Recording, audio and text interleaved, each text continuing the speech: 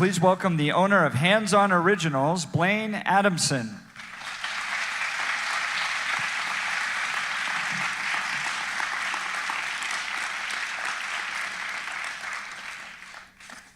Before I get started, I really want to thank you all for putting this on for my friend Jack. I think it's been a great encouragement for all of us, honestly. So, thank you. Well, my name is Blaine Adamson. I own Hands On Originals in Lexington, Kentucky. Hands On Originals is a Christian promotional printing company where we design and print custom t-shirts for church groups, camps, and schools. I got into the t-shirt printing business years ago because I love to design t-shirts. I'm sure everyone has seen some really bad Christian t-shirts in their time. Sometimes they're pretty embarrassing. So for us, my hope was that we could create Christian shirts that people would actually want to wear after the event. Yeah. For all the years that I've been running Hands On Originals, I've happily served anyone who walks in the door, all walks of life.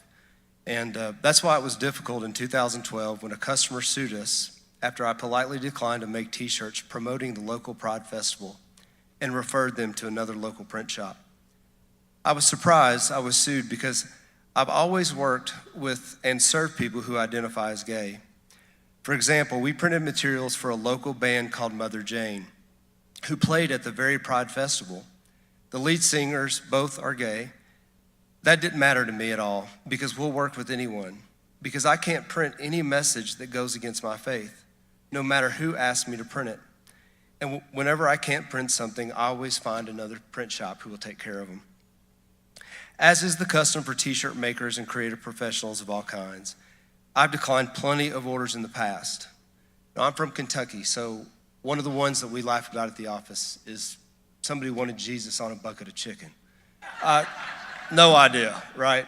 We've had shirts that promoted violence. We've had shirts for strip clubs. I couldn't in good conscience print any of those shirts. Another shirt we declined was a simple black shirt with text that just said homosexuality is a sin. I just didn't feel like Jesus would go around wearing something like that. So it was something that, he was the master of grace and truth. So we couldn't print that message. Shortly after our case started, 2 lesbian printers in New Jersey voiced their support for us because they didn't want to be forced to print messages that would violate their consciences. I was glad when a judge ruled that I had the freedom to decide which messages that I wanted to promote. An appeals court also agreed.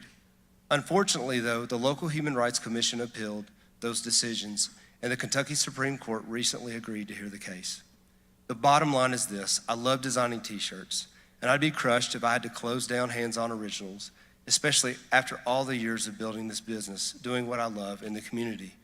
But the reality is, all of us will find ourselves at a crossroad at some point in our lives. There will be something that we need to do, something that we know is right. And if we go against it, we give up something that's very important.